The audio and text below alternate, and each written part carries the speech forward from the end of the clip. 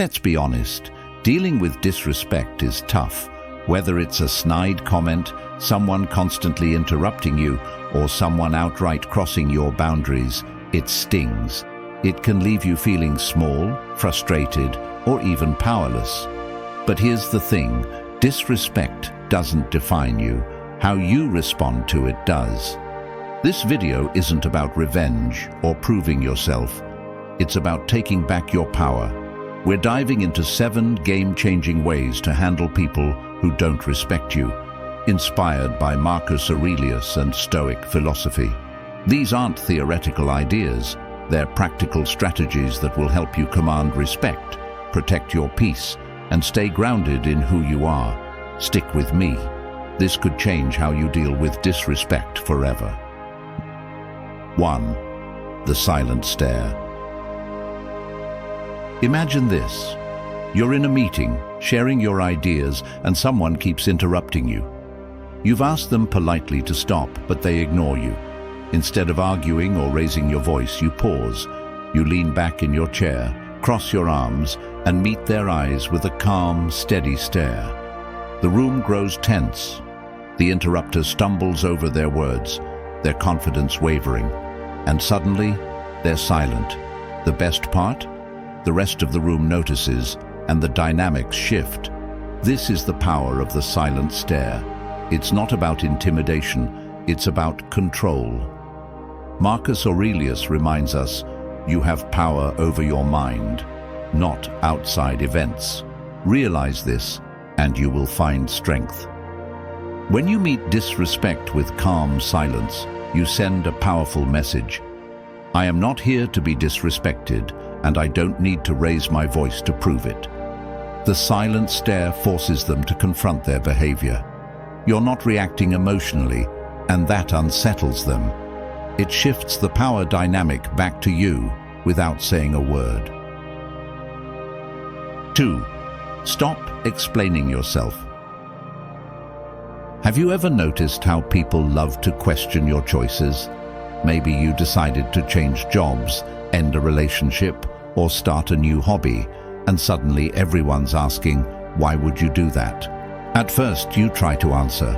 You explain your reasoning, your goals, your plans, but somehow their questions never stop, and you find yourself feeling frustrated and doubting yourself.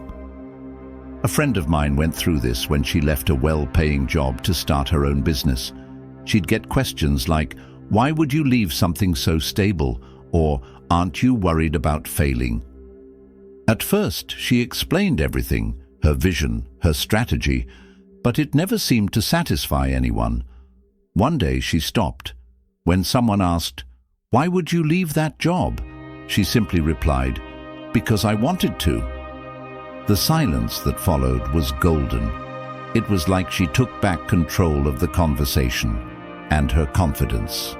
Marcus Aurelius said, waste no more time arguing about what a good man should be. Be one. Your choices don't need validation from others.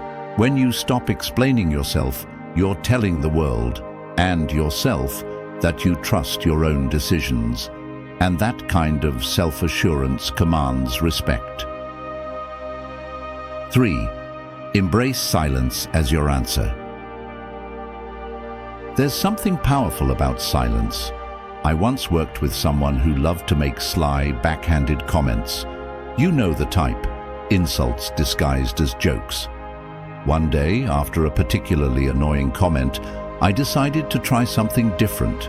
Instead of defending myself or firing back, I just paused. I raised an eyebrow, looked at him, and said nothing. The silence was heavy. He shifted in his seat, avoided eye contact, and mumbled something about just joking. But here's the thing, he never did it again. When someone disrespects you, they're often looking for a reaction. They want to provoke you, to make you feel small. Silence denies them that power. Marcus Aurelius reminds us, it never ceases to amaze me. We all love ourselves more than other people, but care more about their opinions than our own. By staying silent, you show that their behavior doesn't affect your peace. You're in control, and that's a message they can't ignore. 4. Keep your distance. Not everyone deserves a front row seat in your life. I had a friend who was constantly critical, mocking my ideas, questioning my decisions, even teasing me in front of others. At first, I tried to laugh it off, thinking that's just how they are. But over time, it started to get to me. I realized I dreaded being around them, always bracing for the next jab. One day, I made a choice. I started creating distance. I didn't make a dramatic announcement or pick a fight. I just limited my time with them. Instead of seeing them weekly, I saw them maybe once a month. And you know what? I felt lighter, freer, and more confident. Marcus Aurelius said, "The best revenge is to be unlike him who performed the injury." Distance isn't about punishment. It's about self-respect. It's about choosing to protect your peace and surrounding yourself with people who uplift you. Fem, hold your head high. Let me share a simple truth. How you carry yourself changes everything. I remember being at a party where someone made a snide comment about my work. Normally, I would have laughed it off or tried to explain myself. But this time I didn't. I stood tall, met their gaze, and smiled calmly. I didn't let their words touch me, and it threw them off completely. Confidence is magnetic. When you hold your head high, you're telling the world and yourself that you know your worth. Marcus Aurelius reminds us, if you are distressed by anything external, the pain is not due to the thing itself, but your estimate of it. Carry yourself with dignity, and you'll find that disrespect slides right off of you. 6. Respond with calmness. One time, a colleague criticized me during a meeting, trying to pick a fight. Instead of snapping back, I took a deep breath and said, "Thanks for your feedback. Let's figure out how to move forward." The room shifted. They didn't expect calmness. They were looking for a fight. But by staying composed, I kept the power in my hands. Stoicism teaches us that we can't control what others do, but we can control how we respond.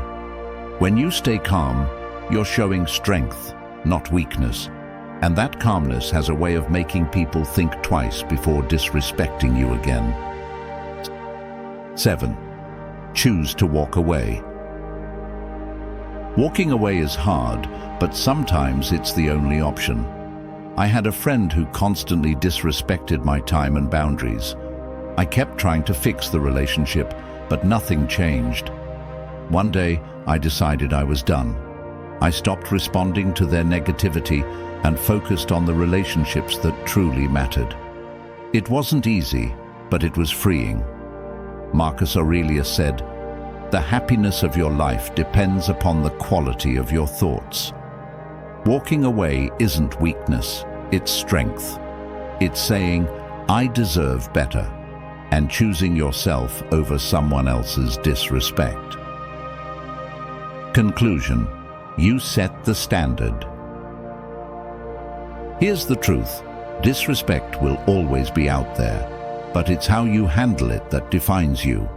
Whether it's a silent stare, creating distance, or calmly walking away, these strategies aren't just about dealing with disrespect. They're about valuing yourself. You teach people how to treat you by what you tolerate.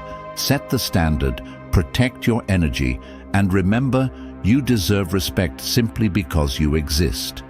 If this video resonated with you, give it a thumbs up, share it with someone who needs it, and subscribe for more insights on Stoicism, confidence, and personal growth.